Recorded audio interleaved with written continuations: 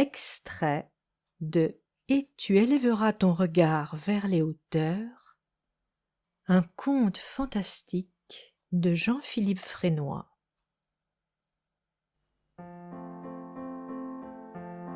Une fois repu et la vaisselle rangée, petit Paul se dit qu'il était grand temps de faire ses devoirs de la semaine, même si cela lui prendrait à peine 1 heure.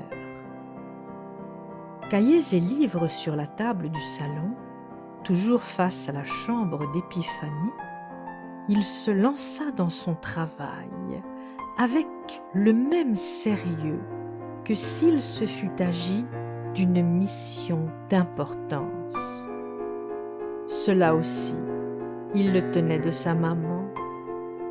Quoi que l'on fît et quelle que fût la tâche à accomplir, il fallait s'en acquitter avec application et gravité. Elle croyait en la valeur du travail et disait que l'on finissait toujours par être payé en retour. L'enfant jeta un coup d'œil en direction de sa mère, le sourcil circonspect. Était-ce cela, la récompense, le repos éternel? Ne trouvant aucune réponse satisfaisante, il se replongea dans l'étude de Jacques le fataliste, laissant échapper un léger soupir.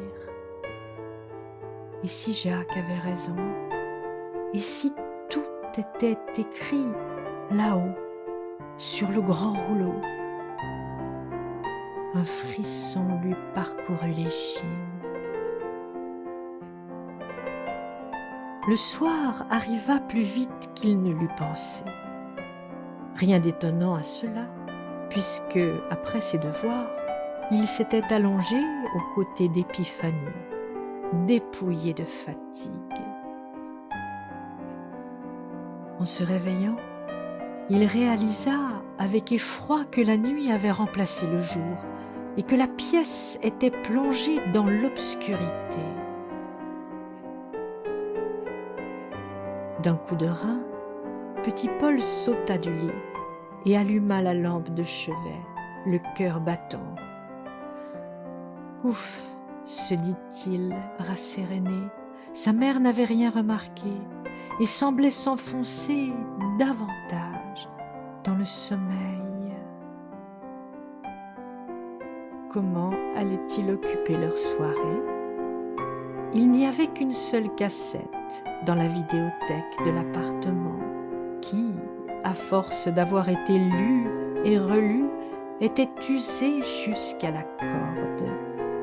La maison déborait. Il mettrait le son suffisamment fort pour que tous deux puissent suivre l'histoire depuis la chambre, car le téléviseur était bien trop lourd pour être déplacé par des bras fluets. C'était le film préféré d'Épiphanie. Comme elle eût aimé que sa fin fût tout autre. Paul se souvenait que dès que le concerto pour piano et orchestre numéro 21 de Mozart se faisait entendre, sa maman fondait en larmes.